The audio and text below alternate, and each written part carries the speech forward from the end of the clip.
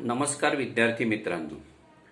आज आपण JS. Mill यांच्या स्वातंत्र्यविषयक विचारांचा आढावा घेणार आहोत किंवा त्याविषयी चर्चा करणार आहोत. मागच्या भागामध्ये आपण जॉन स्टुअर्ट मिल यांनी सांगितलेल्या उपयुक्ततावादी विचारांची चर्चा केलेली होती. जॉन स्टुअर्ट मिल यांचा जो कालखंड आहे हा इंग्लंडच्या औद्योगिक क्रांतीच्या काळातला आहे आणि त्यामुळे मी मागे म्हटलं त्या पद्धतीनं की कोणत्याही विचारवंत हा तत्कालीन परिस्थितीचा अपत्य असतो, त्याला मिल सुद्धा अपवाद होते अशातला भाग नाही. औद्योगिक क्रांतीचे जसे चांगले परिणाम दिसत होते तसेच वाईट परिणाम सुद्धा समाजावरती दिसायला लागलेले होते. मजुरांची किंबहुना कामगारांची स्थिती फारच दयनीय अशा पद्धतीची झालेली होती आणि त्यातून कामगार वर्ग हा संघर्षासाठी उद्युक्त झालेला होता. ब्रिटिश सरकारच्या इथे लक्षात आलेलं होतं आणि औद्योगिक क्षेत्रातील ही जी अशांतता होती किंवा समाजामध्ये निर्माण होणारी जी अशांतता होती ती टाळण्यासाठी औद्योगिक क्षेत्रातील स्वातंत्र्याला मर्यादित करण्याशिवाय पर्याय राहिलेला नव्हता. किंबहुना त्या स्वातंत्र्यावरती मर्यादा घातली पाहिजे आणि त्यामुळे लोकांच्या आर्थिक जीवनातील सरकारचा जो हस्तक्षेप होता तो हस्तक्षेप मोठ्या प्रमाणावरती वाढला आणि सरकारच्या या नियंत्रणामुळे व्यक्तीचं व्यक्ती स्वातंत्र्य हळूहळू कमी व्हायला लागलं किंबहुना त्याच्यावरती मर्यादा पडायला लागलेल्या होत्या. ही गोष्ट जी होती ती मिल यांना चुकीची वाटत होती आणि ती जास्त धोकादायक वाटली. चुकीची वाटण्यापेक्षा जास्त धोकादायक वाटली आणि त्यातून त्यांनी व्यक्ती स्वातंत्र्य विषयक विचारांचं जोरदार समर्थन केलेलं आपल्याला साधारणतः दिसतं. स्वतःच्या व्यक्तिमत्वाचा विकास करणं हा म्हणजे प्रत्येक व्यक्तीच्या जीवनाचं ते एक उद्दिष्ट असतं असं आपल्याला म्हणता नाही येईल आणि तो विकास कशा पद्धतीनं करता येईल याचं उत्तम ज्ञान जे असतं ते प्रत्येक व्यक्तीला असतं. म्हणजे माझा विकास कसा करायचा हे मला जास्त कळतं इतरांच्या तुलनेमध्ये. हा भाग जो आहे तो सगळ्यात जास्त महत्त्वाचा आहे आणि त्या दृष्टीनं व्यक्ती ही नेहमी गतिमान असते, त्याच्यामध्ये एक प्रकारचा डायनॅमिक्स असतो असं मिल यांचं म्हणणं होतं. म्हणजे समाजानं व्यक्तीच्या जीवनामध्ये हस्तक्षेप जर केला नाही तर व्यक्तीला तिचा विकास स्वतः साध्य करता येऊ शकतो किंवा तिचा विकास झाल्यानंतर व्यक्तीचा विकास झाल्यानंतर समाजाचा विकास आपोआप होईल किंवा होतो. व्यक्तींचा समाज बनलेला असतो आणि त्यामुळे व्यक्ती विकासातून समाजाचं कल्याण साधलं जातं. व्यक्ती जीवनामध्ये सरकारचा आणि समाजाचा हस्तक्षेप जो आहे तो कमीत कमी असला पाहिजे असं मिल यांचं म्हणणं होतं. त्यांनी on liberty essays on liberty नावाचा ग्रंथ लिहिला आणि तो फार गाजला. त्या ग्रंथामध्ये व्यक्ती आणि राज्य, व्यक्ती आणि समाज यांच्यातील संबंधांची चर्चा केलेली आपल्याला साधारणतः दिसते. मिल यांचं असं म्हणणं होतं की स्वातंत्र्य हे एक उपयुक्त मूल्य म्हणून स्वीकारून उपयोगाचं नाही, तर ते एक आवश्यक मूल्य आहे आणि म्हणून त्याचा स्वीकार केला गेला पाहिजे. समाजाचं किंवा राज्याचं व्यक्तीवरचं जे काही नियंत्रण असतं तो एक प्रकारचा जुलूम आहे असं मिल यांचं म्हणणं होतं. म्हणजे व्यक्तीचं समाजापासून आणि राज्यापासून रक्षण केलं पाहिजे असं जॉन स्टुअर्ट मिल यांना वाटत होतं. जॉन स्टुअर्ट मिल यांनी व्यक्ती स्वातंत्र्याची जी कल्पना आहे ती नकारात्मक स्वरूपाची मांडलेली आपल्याला साधारणतः दिसते. त्यांनी व्यक्ती जीवनाचे 2 भाग केलेत किंवा 2 कप्पे केले आणि त्यांचं असं म्हणणं होतं की काही व्यक्तीच्या ज्या काही कृती असतात त्या स्वतःशी संबंधित अशा असतात, सेल्फ रिगार्डिंग ज्याला म्हटलं जातं, ज्याला स्वलक्षी आत्मलक्षी कृती असं सुद्धा म्हटलं जातं. आणि काही कृती माणसाच्या अशा असतात की ज्या इतरांशी संबंधित असतात, ज्याला अदर रिगार्डिंग इंग्रजीमध्ये असं म्हणतात, आणि किंवा अन्यलक्षी किंवा परलक्षी असं वर्णन ते करत होते. म्हणजे व्यक्तीच्या जीवनात किंवा व्यक्तीच्या कृतींचे 2 भाग जॉन स्टुअर्ट मिल यांनी केले. एक म्हणजे स्वलक्षी कृती आणि दुसरा म्हणजे परलक्षी कृती. स्वलक्षी आणि अन्यलक्षी किंवा आत्मलक्षी आणि परलक्षी असे दोन प्रकार ते व्यक्तीच्या कृतीचे करत होते. त्यांचं असं म्हणणं होतं की व्यक्तीला पहिल्या कृतीच्या संदर्भामध्ये म्हणजे स्वलक्षी कृतीच्या संदर्भामध्ये, सेल्फ रिगार्डिंगच्या संदर्भामध्ये पूर्णपणे स्वातंत्र्य असलं पाहिजे. त्यामध्ये कोणी हस्तक्षेप करता कामा नाही किंवा ते स्वातंत्र्य हिरावून घेता कामा नाही. आणि परसापेक्ष कृतीच्या बाबतीमध्ये मात्र व्यक्तीवरती पूर्णतः नियंत्रण असलं पाहिजे. आता काही ढोबळ उदाहरणं आपल्याला या संदर्भामध्ये घेता येऊ शकतात. म्हणजे स्वलक्षी कृती कोणत्या आणि परलक्षी कृती कोणत्या. एखादा विद्यार्थी वर्गामध्ये झोपला असेल तर त्याला त्याचं निद्रा स्वातंत्र्य घेण्याचा पूर्ण अधिकार आहे किंवा ते त्याला उपभोगू दिलं पाहिजे, हे आपण स्वलक्षी कृतीच्या संदर्भात म्हणू शकतो. की प्रत्येक कृतीचा म्हणजे त्या स्वलक्षी कृती अशा असतात की ज्याचा परिणाम त्याच व्यक्तीवरती होणार असतो, म्हणून त्या स्वलक्षी स्वतःच्या संदर्भातल्या असतात. म्हणजे एखादा विद्यार्थी वर्गात झोपला तर त्याचे दुष्परिणाम जे आहेत ते दुष्परिणाम त्यालाच भोगावे लागतील, नापास होईल किंवा कमी मार्क मिळतील वगैरे वगैरे काय असतील ते. आणि त्यामुळे मग अशा कृतींच्या संदर्भामध्ये इतरांनी म्हणजे शिक्षकांनी किंवा इतरांनी कोणीही त्याच्यामध्ये आडकाठी आणता कामा नये असं मिलला म्हणायचं होतं. पण यातला दुसरा भाग असा होता की जर विद्यार्थी वर्गात झोपला आणि तो जर घोरायला लागला तर मग मात्र ती कृती जी आहे ती इतरांशी संबंधित ठरते, म्हणजे ती अदर रिगार्डिंग होते, परलक्षी होते. आणि त्यामुळे मग अशा कृतीच्या संदर्भामध्ये निर्णय घेण्याचा अधिकार किंवा त्याला नियंत्रित करण्याचा जो अधिकार आहे तो अधिकार तो राज्याला देतो किंवा संबंधित, आपण उदाहरण विद्यार्थ्याचं घेतलं म्हणून आपण शिक्षक म्हणूयात एवढंच. म्हणजे अशा पद्धतीनं मिल यांचं असं म्हणणं होतं की व्यक्तीचा स्वतःवरती आणि त्याच्या शरीरावरती किंवा त्याच्या मनावरती पूर्ण अधिकार असतो. व्यक्ती स्वतंत्र आणि सार्वभौम असते, त्यामुळे तिच्या स्वसापेक्ष कृतीला हरकत घेता कामा नये. मिलचं असं आणखीन म्हणणं होतं की हुकुमशाहीतील जुलुमशाहीपेक्षा लोकशाहीतील जुलुमशाही ही जास्त कठोर असते किंवा तीव्र स्वरूपाची असते किंवा धोकादायक असते. कारण जनसंमतीवरती आधारलेली जुलुमशाही ही सगळ्यात जास्त वाईट असते असं त्याचं म्हणणं होतं. म्हणजे त्यामध्ये एका व्यक्तीकडनं जुलूम होत नाही तर संपूर्ण समाजाकडून जुलूम होत असतो आणि म्हणून ती सगळ्यात जास्त धोकादायक असते.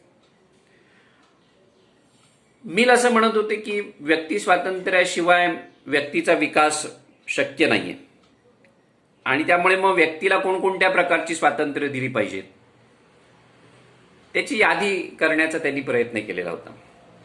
म्हणजे विचार आणि उच्चार स्वातंत्र्य असलं पाहिजे, संघटन स्वातंत्र्य असलं पाहिजे, व्यवसाय स्वातंत्र्य असलं पाहिजे, धर्म स्वातंत्र्य असलं पाहिजे किंवा आवडीनिवडीचं स्वातंत्र्य असलं पाहिजे. अशा वेगवेगळ्या पद्धतीच्या स्वातंत्र्याचा पुरस्कार हा व्यक्ती स्वातंत्र्यामध्ये होतो.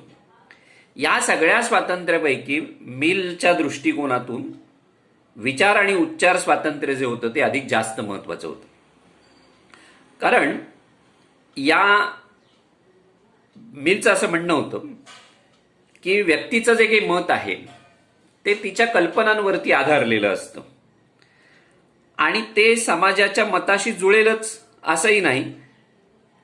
केवळ ते मत निराळं आहे किंवा भिन्न आहे, वेगळं आहे म्हणून ते दडपण्याचा किंवा ते दडपून टाकण्याचा अधिकार कोणाला असता कामा नये किंवा ते दडपलं जाऊ नये असं मिल यांचं म्हणणं होतं. म्हणजे रूढी परंपरा यांचाही संबंध व्यक्तीच्या स्वतंत्र मताशी जोडला जाऊ शकतो. मिल यांनी असं म्हटलंय की एखाद्या व्यक्तीचं मत जर रूढी परंपरेशी मिळतं जुळतं नसेल तरीही ते दडपलं जाता कामा नये, ते व्यक्त करण्याचा अधिकार त्या व्यक्तीला असला पाहिजे असं त्याचं म्हणणं होतं. म्हणजे त्याचं असं म्हणणं होतं की उच्चार स्वातंत्र्य हे व्यक्तीच्या आणि समाजाच्या हिताचं असतं. व्यक्तीच्या हिताचं असतं असं म्हणण्याचं कारण म्हणजे त्यातून व्यक्तीच्या भावना व्यक्त होत असतात. अन्यथा जर अशा प्रकारचं स्वातंत्र्य दिलं नाही तर व्यक्तीच्या व्यक्तित्वाचाच कोंडमारा होण्याची शक्यता जास्त असते. आणि त्यामुळे व्यक्तीला जर तिचा विकास घडवून आणायचा असेल तर अभिव्यक्तीचं स्वातंत्र्य, उच्चाराचं स्वातंत्र्य जे आहे, विचाराचं जे स्वातंत्र्य आहे ते तिला दिलं पाहिजे असं त्यांचं म्हणणं होतं. कारण या स्वातंत्र्यामुळं कोणत्याही प्रश्नावरती चर्चा होऊ शकते आणि चर्चेतून सत्य प्रस्थापित होऊ शकतं. चर्चेअंती सत्य प्रस्थापित करण्याची जी प्रक्रिया आहे ती प्रक्रिया जॉन स्टुअर्ट मिल यांना जास्त महत्वाची वाटत होती. ही जशी पाश्चात्य तत्वज्ञानामध्ये आहे तसंच भारतीय तत्वज्ञानामध्ये सुद्धा हीच पद्धती जी आहे ती सांगितली गेली. आपल्याकडे आपण एक वाक्प्रचार, आपला संस्कृत सुभाषित आहे, वादे वादे जायतो तत्वबोधाः असं म्हटलं जातं की वाद प्रतिवाद आणि त्यातनं सुसंवाद, आणि सुसंवाद पुन्हा वाद बनतो, पुन्हा प्रतिवाद बनतो, त्यातनं सुसंवाद निर्माण होतो. हा जो डायलेक्टिक आहे हा डायलेक्टिक पुढे नंतर मार्क्सनं सांगितलेला होता. पण सत्य प्रस्थापित होईपर्यंत ही जी प्रक्रिया असते, खंडन मंडनाची प्रक्रिया ज्याला आपण म्हणतो, ती प्रक्रिया सुरू असते. आणि त्यामुळे उच्चार आणि विचाराचं जे स्वातंत्र्य आहे, अभिव्यक्तीचं जे स्वातंत्र्य आहे ते प्रत्येक व्यक्तीला मिळालं पाहिजे याच्यावरती मिल ठाम होते असं आपल्याला म्हणता येईल. कारण उच्चार आणि विचार स्वातंत्र्य जर दिलं नाही व्यक्तीला तर समाजाचा विकास होणार नाही. प्राणी आणि मनुष्य प्राणी याच्यामध्ये मिलनं भेद केलेला आहे. मिल असं म्हणत होता की मनुष्य प्राणी आणि प्राणी या दोघांनाही भावना असतात. प्राण्यांना त्या भावना व्यक्त करता येत नाहीत.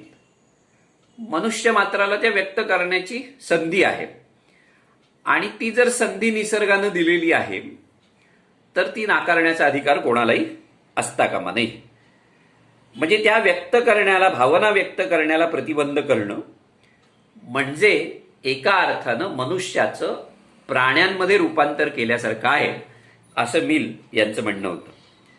आणि त्यामुळे त्याच्या बुद्धीचा किंवा त्याच्या विवेकाचा समाजाला उपयोग झाला पाहिजे.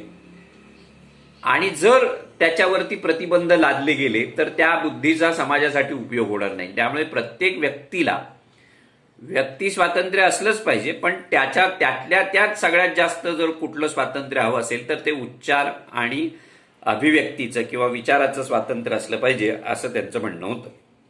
उच्चार आणि विचार स्वातंत्र्यामुळे व्यक्तीचं व्यक्तिमत्व विकसित होतं आणि अशा उमद्या व्यक्तिमत्वाच्या व्यक्तीचा समाज अधिक गुणसंपन्न बनत असतो. आणि समाज हा अधिक गुणसंपन्न जर बनवायचा असेल तर खंडन मंडनाची जी प्रक्रिया आहे ती प्रक्रिया सुरू ठेवली पाहिजे असं त्यांचं म्हणणं होतं. कारण मिलनं, मी मागच्या भागामध्ये असं म्हटलं होतं की मिल यांचा दृष्टिकोन जो आहे तो समाजाचा निकष ते सांगत होते तो म्हणजे साधुत्व असला पाहिजे. समाज नैतिक पायावरती उभा असला पाहिजे, नैतिकता हा समाजाचा पाया असला पाहिजे. ही भूमिका जॉन स्टुअर्ट मिल यांनी सातत्यानं मांडलेली आपल्याला दिसते आणि त्या दृष्टिकोनातून त्यांनी व्यक्ती स्वातंत्र्याचा विचार केला होता असं आपल्याला म्हणता येईल.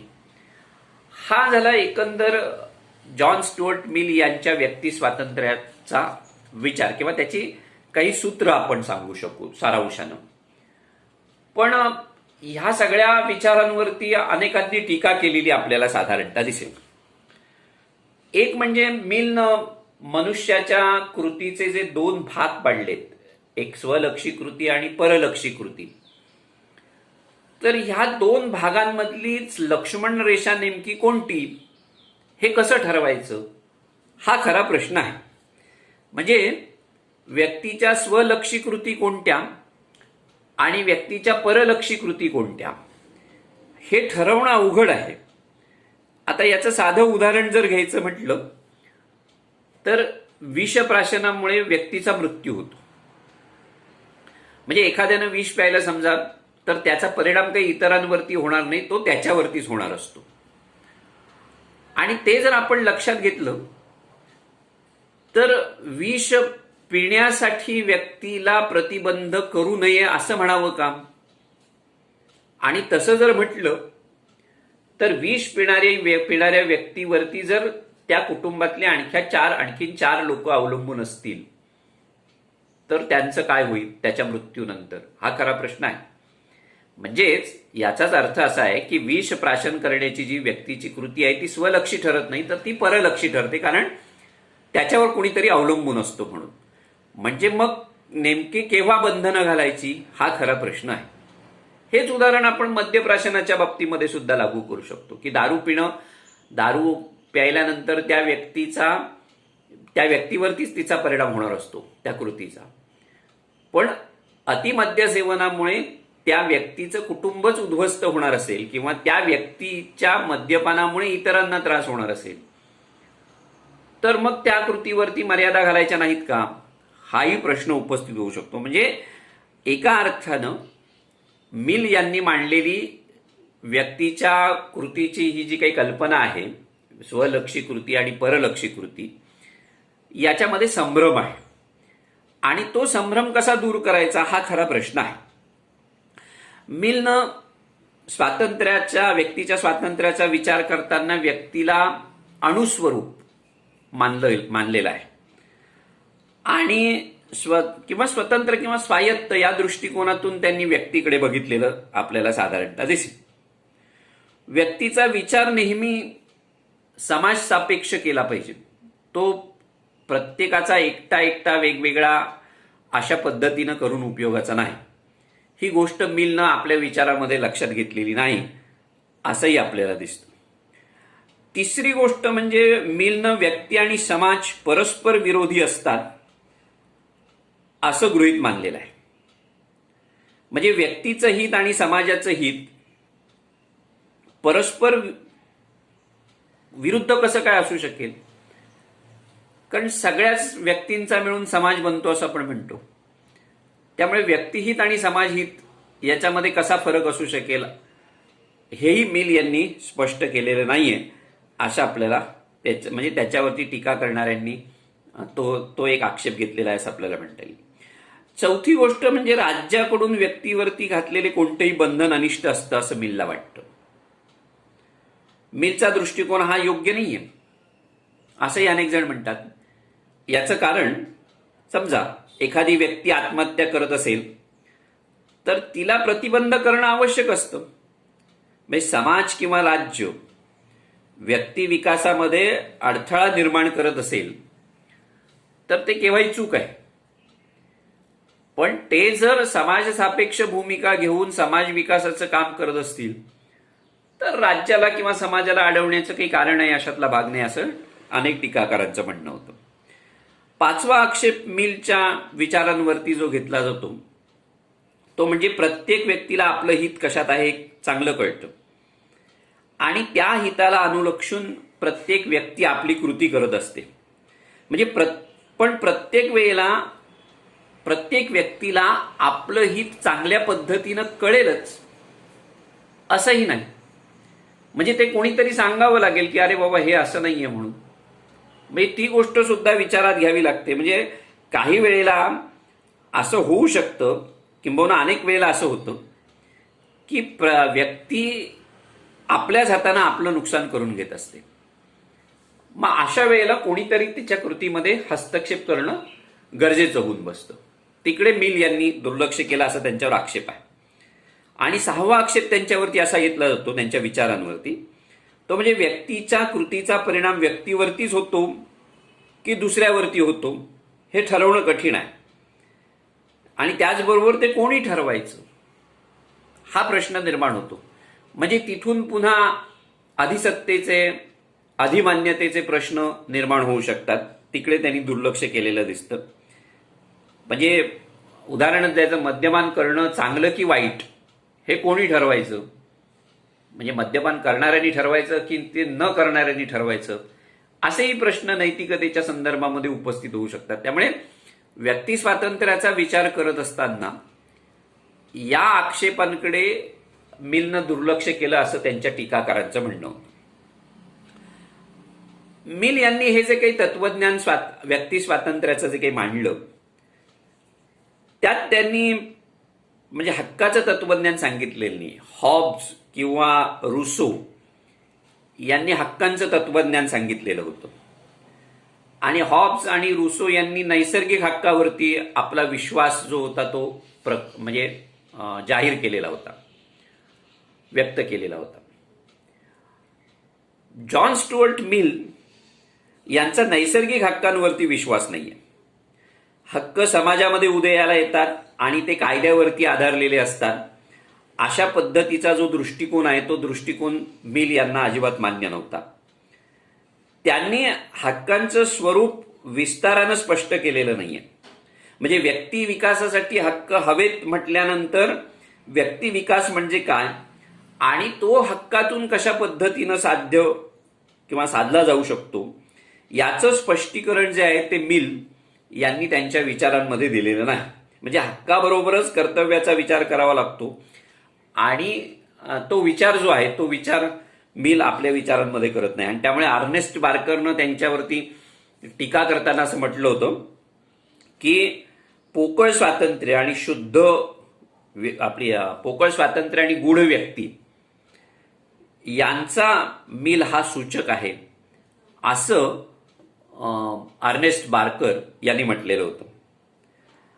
मिलनं केलेला विचार जो आहे, सांगितलेला विचार स्वातंत्र्याचा हा पोकळ आहे असं त्याच्यावरती टीका करणाऱ्या अनेक टीकाकारांच्या एकंदर विचारातनं दिसतं.